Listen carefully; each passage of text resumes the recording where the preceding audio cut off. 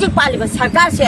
ꯌꯥꯝ ꯁꯥꯊꯤꯅ ꯀꯨꯀꯤ ꯈꯛꯇ ꯃꯤꯆꯪ ꯆꯪꯕ ꯉꯁꯤ ꯃꯀꯛ ꯀꯛꯑꯒ ꯄꯨꯊꯣꯔꯛꯏꯕ ꯃꯤꯗꯣ ꯀꯔꯝꯕ ꯃꯇꯝꯗ ꯐꯥꯔꯒꯦꯕ ꯑꯔꯥꯟꯕ ꯐꯥꯔꯒ ꯑꯩꯈꯣꯏ ꯂꯥꯟꯁꯤ ꯂꯣꯏꯕ ꯌꯥꯔꯒꯗ꯭ꯔꯕ ꯃꯈꯣꯏꯅ ꯈꯜꯂꯤꯁꯤꯕꯨ ꯀꯩꯁꯥꯝꯄꯥꯠ ꯒꯤ ꯋꯥꯔꯗ ꯅꯝꯕꯔ 9ꯒꯤ ꯑꯄꯨꯟꯕ ꯃꯩꯔꯥ ꯄꯥꯏꯕꯤꯒꯤꯅꯦꯕ ꯑꯩꯈꯣꯏꯅ ꯉꯁꯤ ꯂꯥꯛꯆꯩ ꯃꯦꯃꯣꯔꯦꯟꯗꯝ ꯄꯤꯁꯟꯕ ꯂꯥꯛꯏꯁꯤꯅ ꯉꯔꯥꯡ ꯅꯍꯥꯟ ꯑꯩꯈꯣꯏꯒꯤ ꯑꯔꯥꯟꯕꯥꯏ 4 ꯐꯥꯈꯤꯕꯗꯣ ꯑꯗꯨꯒꯤ ꯃꯇꯥꯡꯗ ꯂꯥꯛꯆꯕꯅꯤ ꯑꯗꯨ ꯉꯁꯤ ꯒꯣꯕꯔꯅꯔ ꯎꯅꯍꯟꯕꯤꯔꯛꯇ꯭ꯔꯦ ꯃꯔꯝꯗꯤ ꯃꯣꯏꯅ ꯍꯥꯏꯅ ꯑꯦꯄꯣꯏꯟꯃꯦꯟ ꯂꯧꯍꯧꯗꯦ ꯍꯥꯏꯕꯒꯤ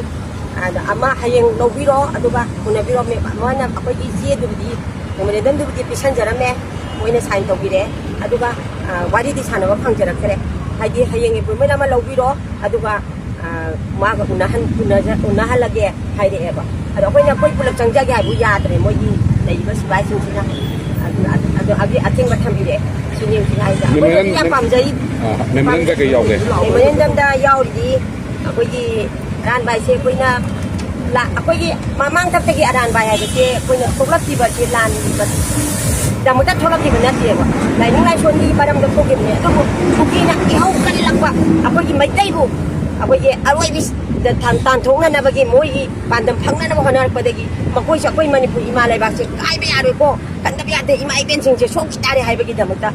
चैतु वातु पाइदना मखोइ थोक्लक्खिबनेबा तसेंगना मोइ लान पांबा ngang नतेबा मोइगी लाइनिंग लाइसोन अखोइ इरैबाक्सि दमता खल्लगा लैजबम अदु ngasi अखोइगी मणिपुर लैरिबा सरकारसिनदी तसेंगना कुकीगी कांगुना अखोइगी मीबु मत्तत कखलबा थांग मकक कागा जुजिक नागागी चिनाव कया अमा पुथोरगा मोक्ता लैरिबने लौबा ngамद्रबने मसक खंगदबे अदुना ताकपदि अखोइगी मैतै कयानोबा मांग्रेसे मैतै मचा कयानोबा मांगिसे अदुदि करम फिबमदा लेरमगदगे करमना खुवात हलमगदगे हाबिसे मामा ओइबा खoi मयामसे लैबा ngамद्रेबा हौजिकि मी पाइरेबा अदुना तसेंगनम के हाइदा अखोइगी जुजिक पालिबा सरकारसे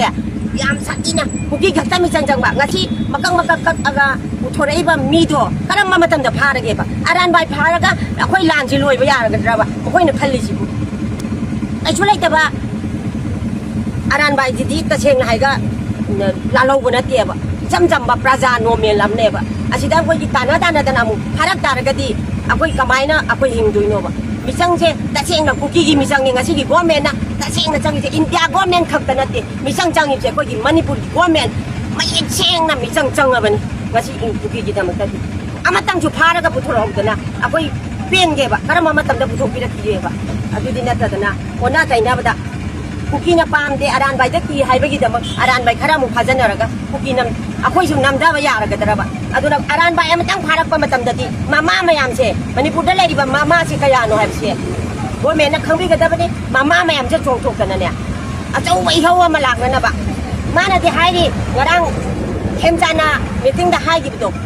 इरांग सागली मैतैगा नागागा पुलगा इरांग तवी अदगी अदु तवेना मयाम अम हाइगेबा इरांग सिबु अखोइना तौरिब्रा मखोइना इरांग सागललिब्राबा मखोइना इरांग नेमदारि हारगदि तमना मखोइना तुमिना नेमदारगा लैरमदे मखोइना ओइना मैतैदा इहौजे हंजन चाइना चक थिनबगी गीदम अखोइ मैदा गी हाइजन बदौना हंजन मोइना इरांग सागनबदि मखोइना होनरकपनेबा अदुगा इरांग अखोइना तौरिबा ताबा अखोइ अरानबाइ फारमनो अखोइ ngasi लाइसु लाओइबा कसुमता तौरोइबा अखोइगी इचासिंग थोक्लक्पा मतमददि मामा अखोइ अमतब खांगदना लैबा ngमोइ अखोइसु अचौबा इहौ अदो अचौबा मणिपुरगी अचौबा इहौ दो मसिदा सोइदना लाकनि हाइबसि खंजरगा